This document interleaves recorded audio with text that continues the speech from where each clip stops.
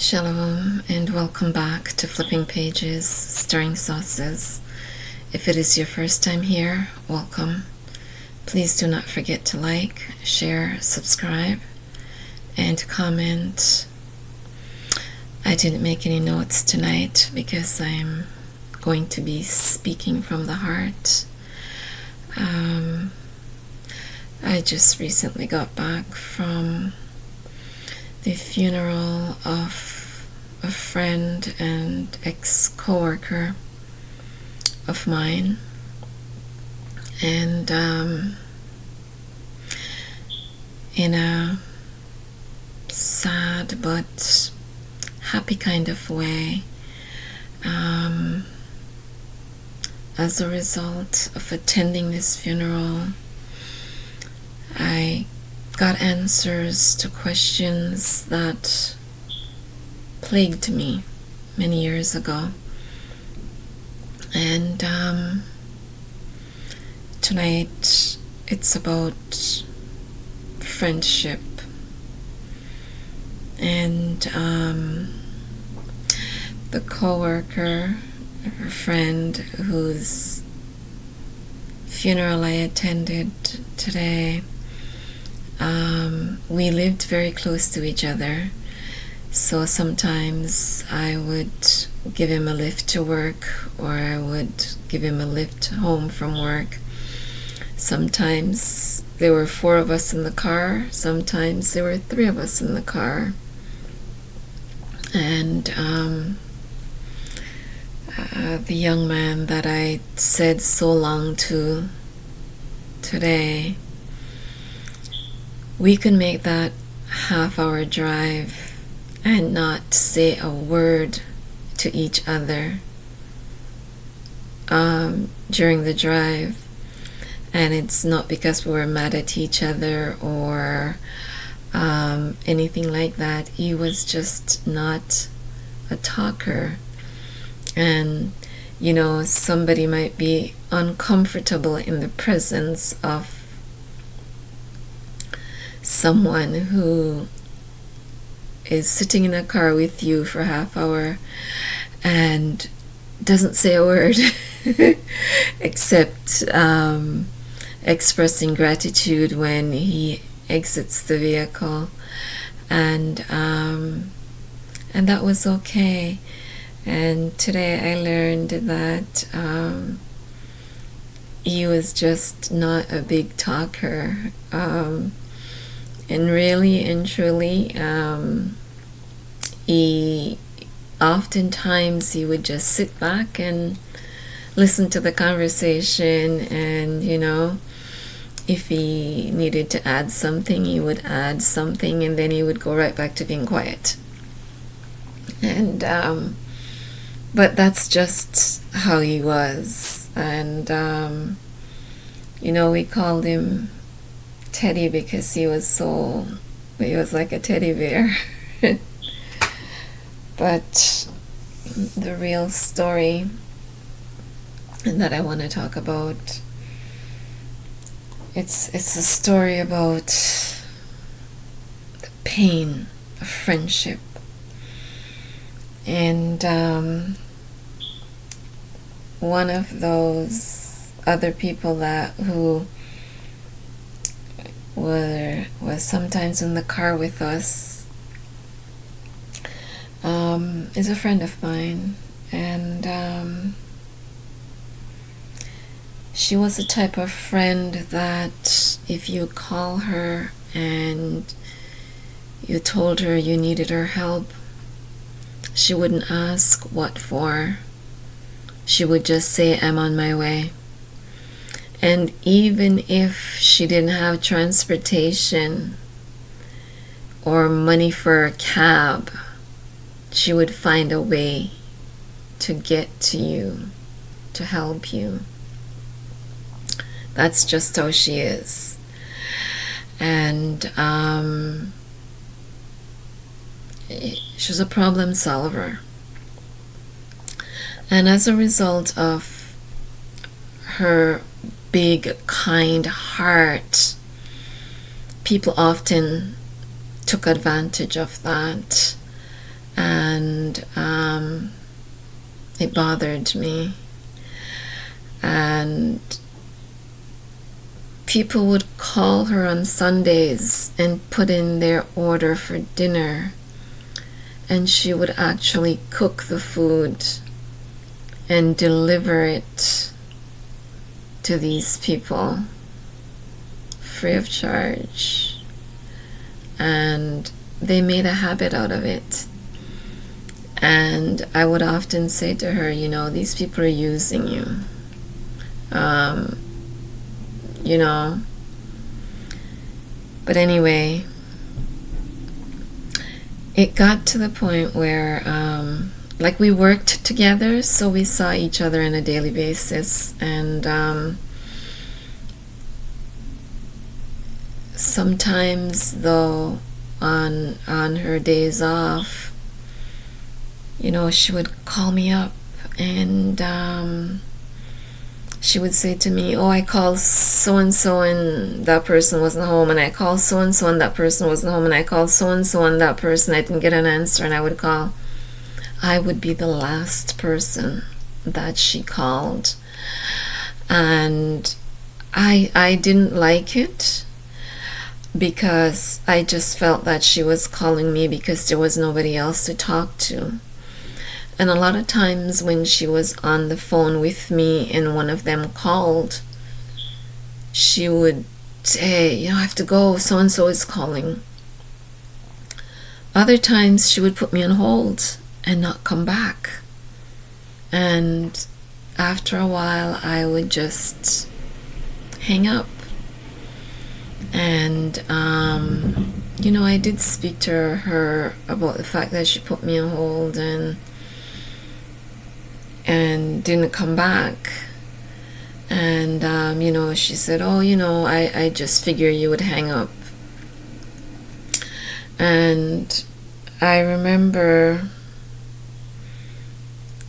the last time that she did that, the last time that she put me on hold to take another call, I said to myself, I'm just gonna sit here and see how long she's gonna keep me on hold. And I was on hold for 2 hours. But you know, I just went about, I put it on speaker and just went about doing what I needed to get done, and I was on hold for 2 hours. And I don't remember how the call ended. And the other thing that really bothered me about this person who has such a beautiful soul and a beautiful heart, she didn't love herself. She would find all the negative things about herself to point out. And to me, there were so many things about her that was just so beautiful. And I couldn't stand the lack of self-love, because me, I was totally in love with myself back then, and I'm still in love with myself. I'm very happy with the person that I am, and there's not a lot that I would change. Although I work on myself to refine certain things,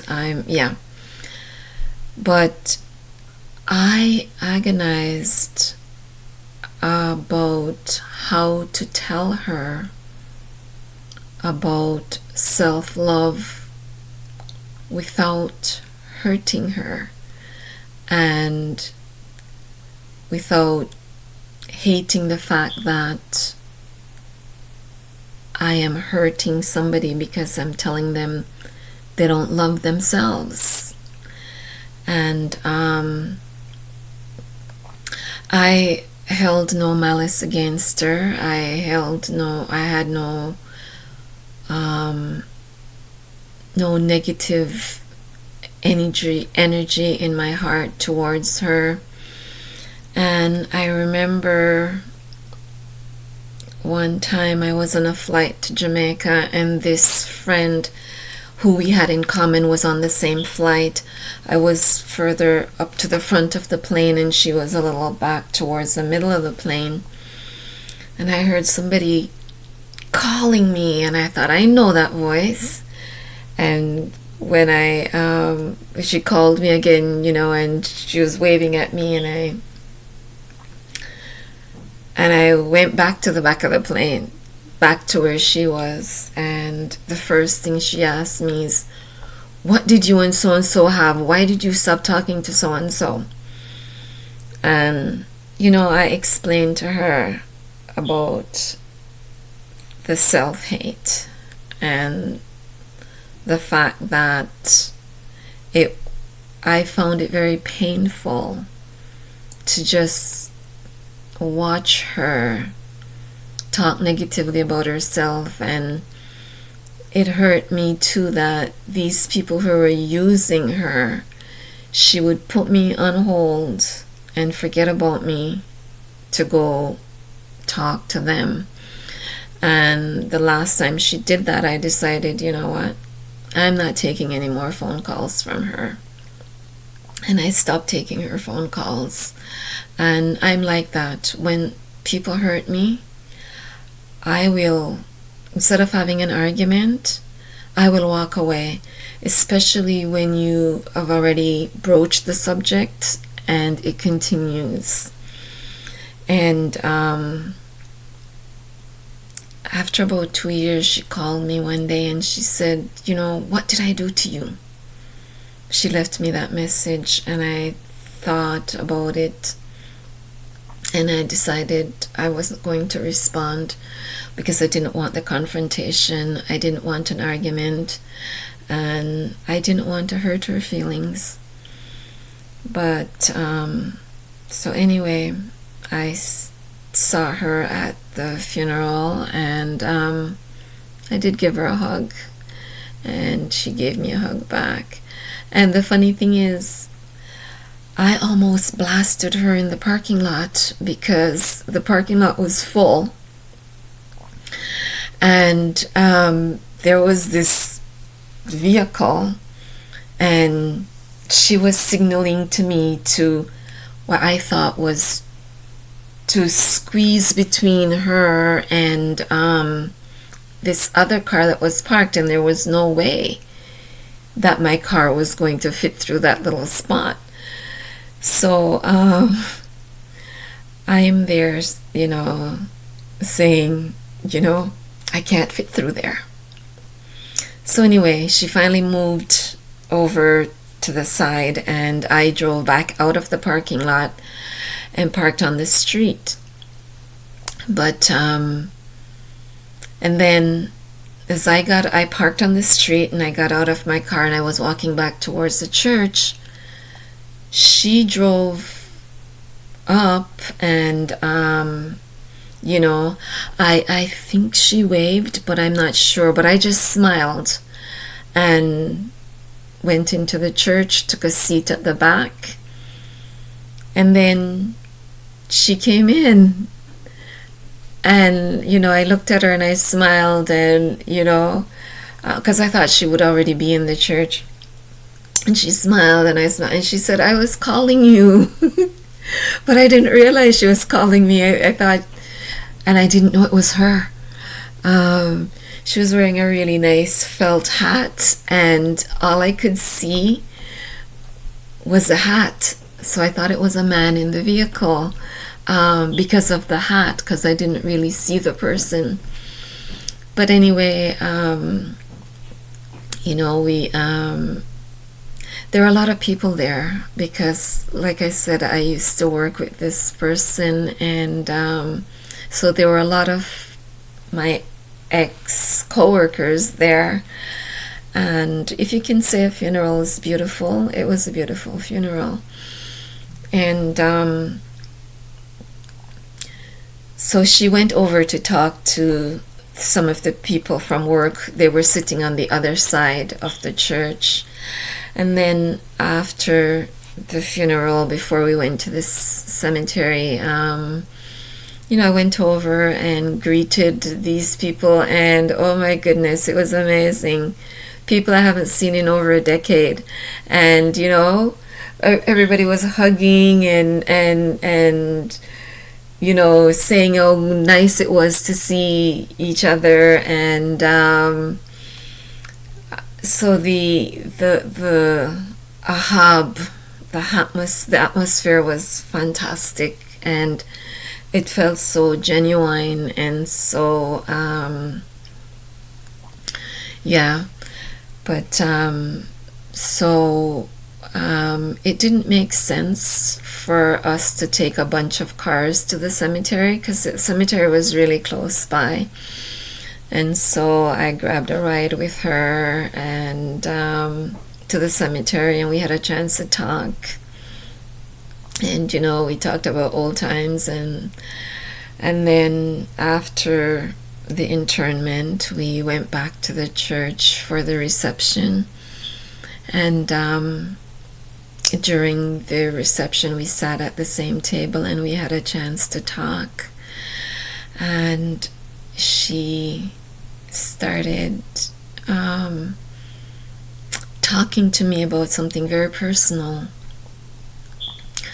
And that conversation continued after the reception was over, and then we went upstairs and we sat in the foyer of the church, and we talked and talked, and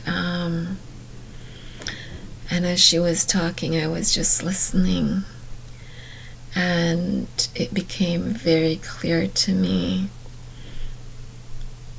where the lack of self-love originated. And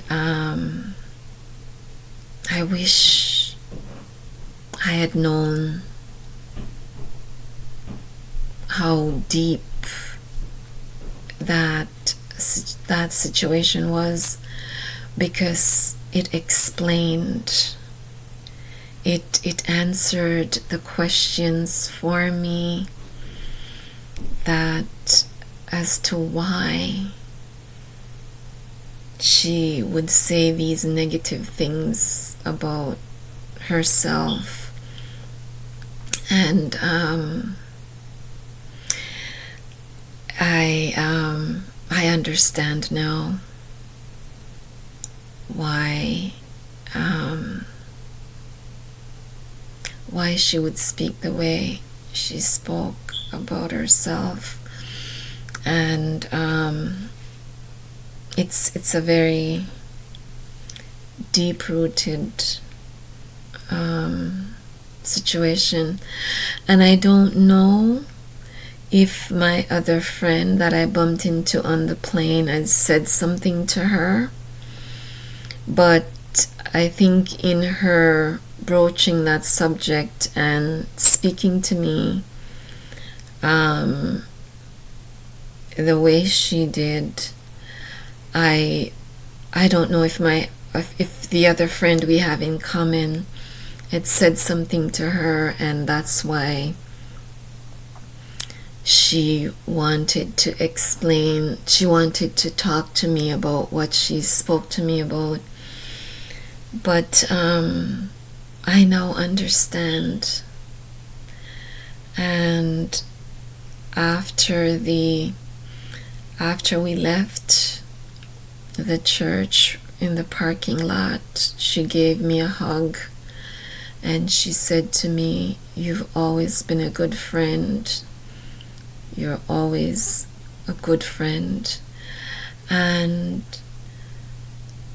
to me, even when I was explaining to our friend in common about why I walked away,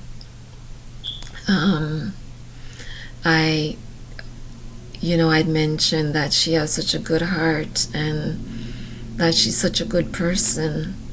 and she will go out of her way to lend a helping hand. And you know, after what I learned tonight, I just want to say that you parents, you have to show ahab to your children on a daily basis. Make them feel your ahab. Tell them that you ahab them. And don't punish your children for something that they didn't do. Don't let your children feel like they did something wrong, because really and truly,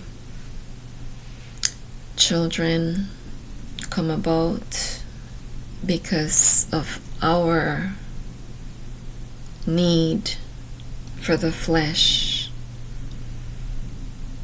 They come about as a result of us sharing that ahab and passion with the person we ahab.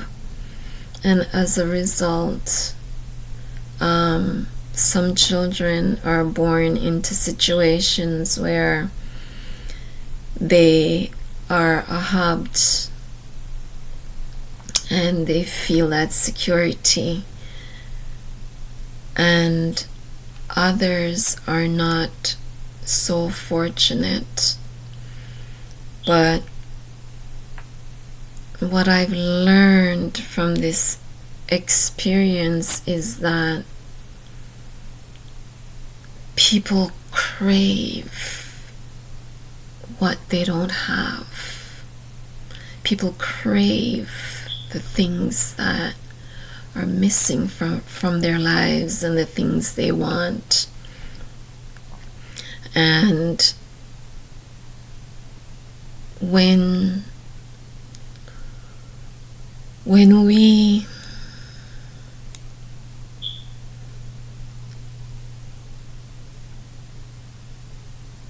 just have to be careful about the type of relationships that we foster with our children and our loved ones and our friends and the people around us.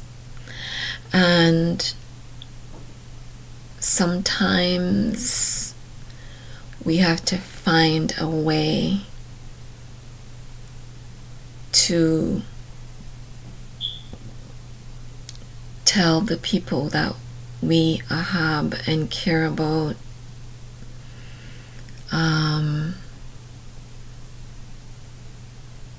we have to find a way to break it to them gently, to even if it's going to hurt them, because this friend, we have not really been in touch for over a decade. When her son passed away, I reached out to her and expressed my condolences, and we had a short conversation. And recently, when I graduated, she offered me congratulations on my graduation, and her exact words was, whatever it is that you just graduated from, or something to that effect. But yeah, so we need to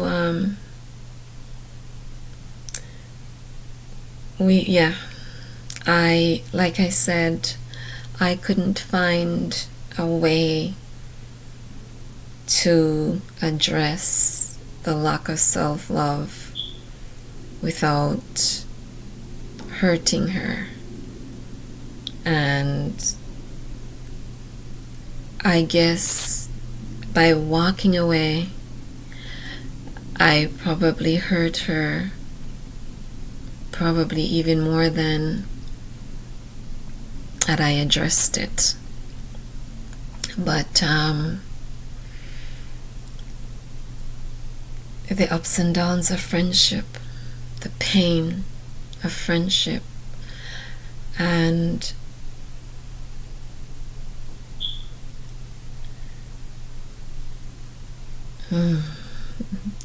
this is hard. This is hard. But yeah. So, my friend, if you're watching this, please know you know. And hopefully my experience will help someone out there to pick up the phone and call that friend that you walked away from without explanation. Call that friend that you've cut off and not tell them why you walked away.